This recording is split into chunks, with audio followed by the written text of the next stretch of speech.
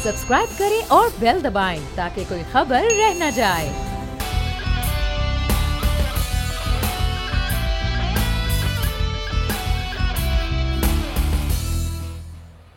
अस्सलामुअलैकुम नाज़रीन, प्रोग्राम में आपको कहेंगे खुशामदीद। मैं हूँ महविश अनस और मेरे साथ मौजूद हैं बोल न्यूज़ के एडिटर इन चीफ नज़ीर लगारी साहब। नाज़रीन, मस्जिद आया सूफिया में 86 साल बाद नमाज जुमा की अदायगी से तारीख रकम कर दी गई। आया सूफिया मस्जिद में रूह परवर मनाजिर देखने में आए। तवील अरसे के बाद मस्जिद नमाजियों के लिए खुली तो पूरा शहर उमड़ आया। सदर तैयब उर-रहमान, दूसरी हुकूमती शख्सियात समेत हजारों अफराद ने नमाज जुमा अदा किया।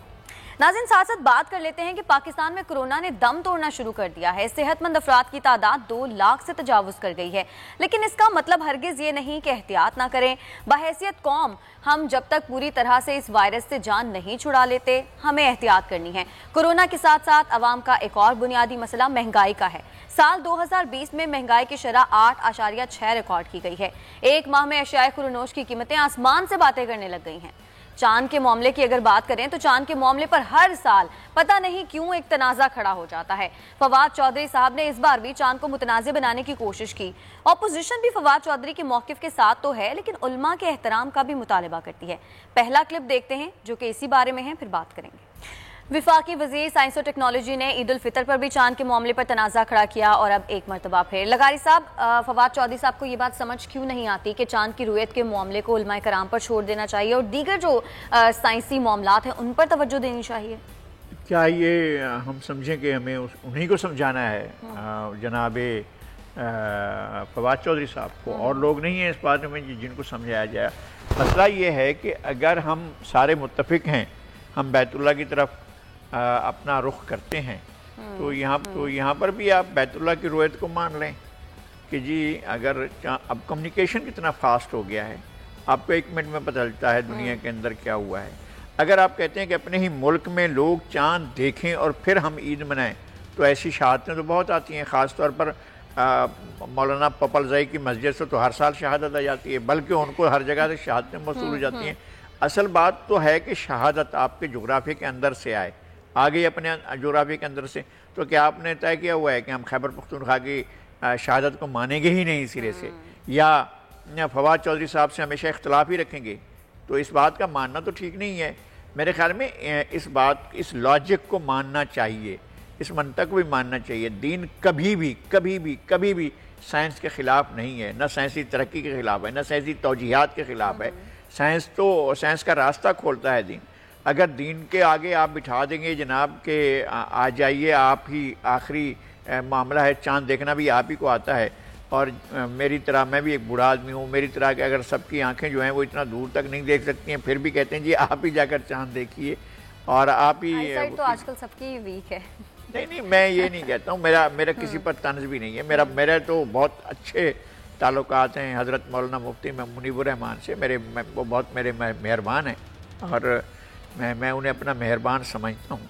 लेकिन मेरा ख्याल है कि इस मसले को तय होना चाहिए। हमें बैतुल्लाह की रुयत को मान लेना चाहिए, मक्का मुअज़्ज़मा की रुयत को मान लेना चाहिए और उस पर ही हमें। लेकिन लगाई साहब, हम देखते हैं कि सऊदी अरब या दीगर ममालिक में चांद की रुयत के मामले पर हुकूमती कमेटी मुकर्रर की गई है, तो पाकिस्तान में ऐसा क्यों नहीं होता?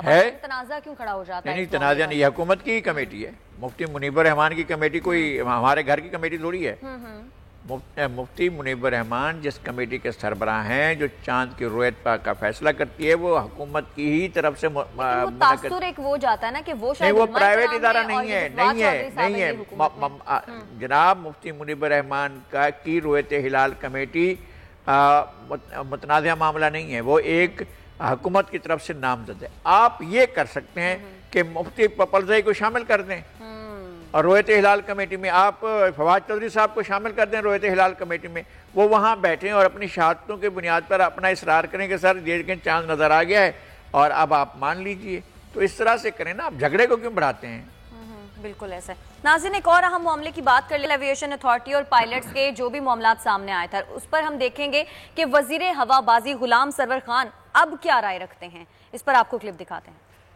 वजीर हवाबाजी ने PIA की कारकर्दगी के साथ साथ पायलट्स की अहलियत और उनकी तालीमी जो असनाद हैं उन पर सवाल उठा दिए हैं। लगारी साहब, इदारे की तबाही में पायलट्स का कितना हाथ हो सकता है? वो तो होगा, जितना भी होगा।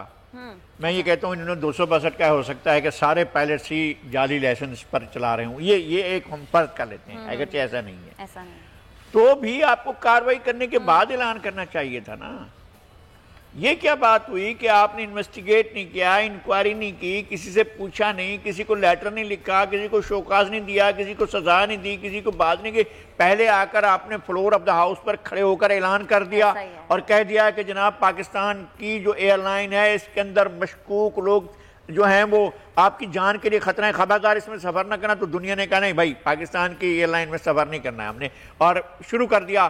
یورپی یونین نے منع کر دیا، پھر آپ کو جو ہے منع کر دیا یو کے نے، پھر آپ کو منع کر دیا، آپ کو مڈل ایسٹ نے، پھر آپ کو منع کر دیا امریکہ نے، پھر ساری دنیا نے کہا کہ بھائی پاکستان کی ایئر لائن میں سفر نہیں کرنا۔ تو اس کی ذمہ داری کس پر ہے؟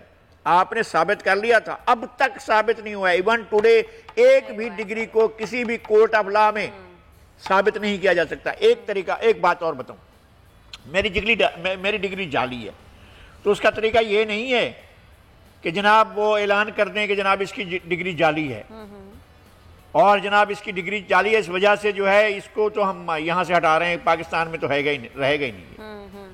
وہ بھائی پہلے تو آپ ثابت کرو نا یار، جاؤ نا کسی مجاز عدالت میں جاؤ، مجاز کورٹ میں جاؤ، اس ڈپارٹمنٹ میں جاؤ، اس لائسنس ایشوئنگ اتھارٹی کے پاس جاؤ اور جا کر اس سے کہو کہ بھئی یار یہ لائسنس رکھا ہوا ہے، یہ جعلی ہے۔ وہ کہے گا جعلی ہے تو ٹھیک ہے، اگر وہ کہتا ہے نہیں ہے تو پھر آپ کورٹ میں جا کر ثابت کرو گے جناب میں کہتا ہوں کہ غلط ہے اور یہ اس کو صحیح کہہ رہے ہیں۔ آپ کسی جگہ پر جا کر کریں، آپ 1 روپے کا نوٹ اس وقت تک جعلی قرار نہیں دے سکتے جب تک کہ کسی مجاز کورٹ سے اس کو جعلی قرار نہ دیا جائے۔ لیکن جو جعلی ہے وہ تو جعلی ہی رہے گا، وہ تو آپ کو نظر آ رہا ہے۔ لیکن ایسی چیزیں جعلی کیسے ہوں گی جو آپ کو نظر بھی نہیں آتی ہیں اور آپ جعلی قرار دے دیتے ہیں اور خود ہی فیصلہ کر دیتے ہیں کہ جعلی ہے اور پھر اپنے ایئر لائن کو پورے پاکستان میں بند کرا دیتے ہیں۔ یہ سازش تھی، یہ کھلے گی ایک دن کہ یہ سازش تھی، اور صحیح کہا عمران خان صاحب نے ریزائن کر دینا چاہیے تھا غلام سرور خان کو۔ اچھا وزیر ہوابازی یہ بھی کہہ رہے ہیں کہ دیکھنا یہ ہوگا کہ سول ایویشن جو اتھارٹی ہے اس کے دائرے میں کرپشن کب سے شروع ہوئی، لیکن وہ یہ بتانا بھول گئے کہ انہوں نے آنے والے وقت کے لیے کیا اقدامات کیے۔ نہیں بات تو یہ ہے کہ کرپشن کیا ہوئی اس کی تفصیلات کیوں نہیں بتاتے ہیں، کیا کرپشن ہوئی ہے۔ یہ کہتے ہیں کہ جناب 36 جہاز چل رہے ہیں، 31 جہاز کھڑے ہوئے ہیں۔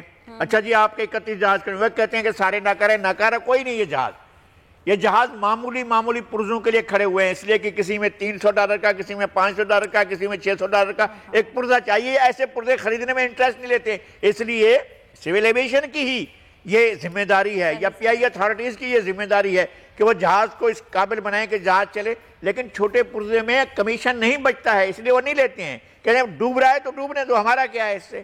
وہ اگر $300 کا یا $3000 کا یا $3,00,000 کا کوئی پرزہ آ رہا ہے تو پھر اٹھیں گے، ہاتھ پائے ماریں گے، اس لیے کہ کمیشن بنے گا، اس میں پیسے بنیں گے اور ہم اس پرزہ لگائیں گے اور اس کو ٹھیک کر دیں گے۔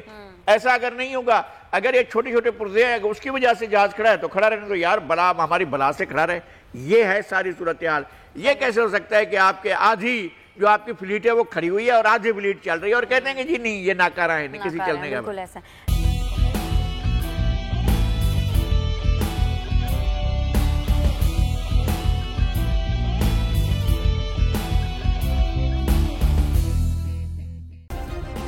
سبسکرائب کریں اور بیل دبائیں تاکہ کوئی خبر رہ نہ جائے۔